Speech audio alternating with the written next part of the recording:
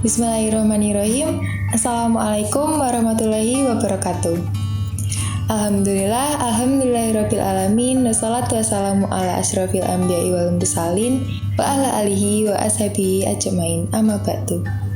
Perkenalkan, nama saya Lintang Kusuma Dewi dengan NIM 201211110 akan menyampaikan materi dakwah yang mana ini merupakan materi yang pernah disampaikan oleh dosen ilmu dakwah dan saya akan menyampaikan kembali secara ringkas. Dakwah sendiri memiliki beberapa makna, yaitu memanggil, mengundang, meminta tolong, kegiatan menyeru, atau kegiatan mengajak kepada kebaikan. Contoh kecil dakwah yaitu mengajak teman untuk melakukan kegiatan sholat di masjid.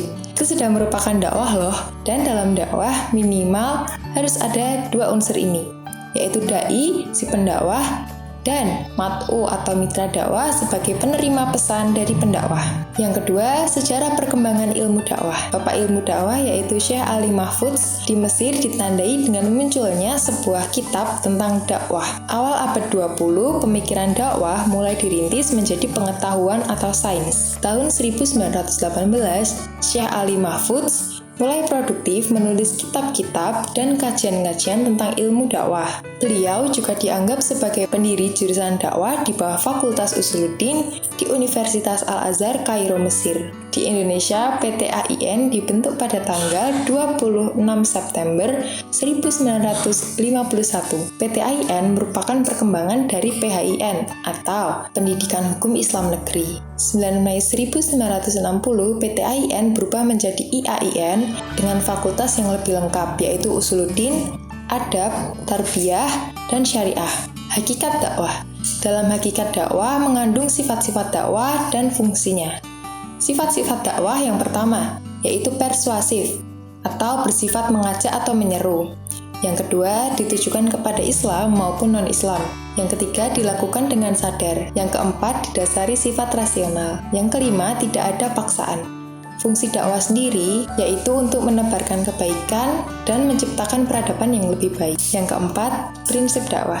Prinsip dakwah berguna sebagai pedoman agar tidak melenceng dari jalur. Adapun prinsip dakwah yaitu yang pertama, memberi keteladanan sebelum berdakwah, mengikat hati audiens selama berdakwah, menanamkan prinsip nilai-nilai keislaman, tidak bersikap keras meskipun dengan kata-kata, berusaha dekat dengan audiens, menatap wajah audiens saat berdakwah, tidak memutus pembicaraan, tidak melecehkan. Yang kelima, pesan dakwah.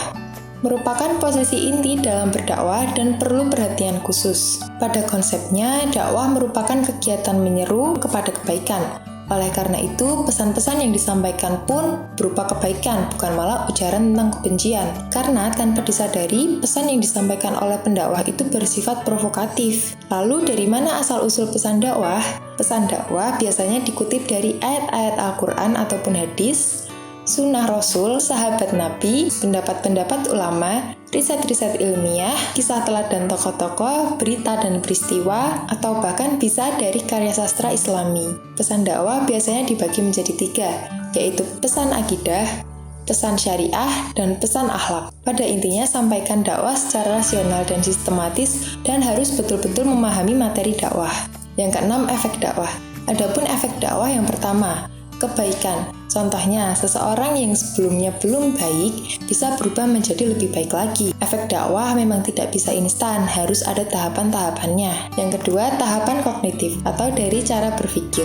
Seseorang dapat memahami pesan dakwah melalui proses berpikir. Yang ketiga, tahapan efektif atau perubahan sikap. Proses di mana mitra dakwah mengerti, menerima ataupun menolak pesan. Yang keempat, tahapan behavioral atau tahap perubahan pada tingkah laku. Semisal nih, sebelumnya seseorang melakukan sholat itu masih bolong-bolong atau jarang sholat. Nah, kemudian makin kesini makin rajin, sholatnya semakin bagus dan semakin taat waktu. Pendakwah bukan hanya ceramah di masjid, tapi juga sekaligus memberdayakan manusia. Itu tadi yang bisa saya sampaikan. Apabila ada salah kata, mohon dimaafkan. Wabillahi taufiq wal hidayah, wal inayah. Wassalamualaikum warahmatullahi wabarakatuh.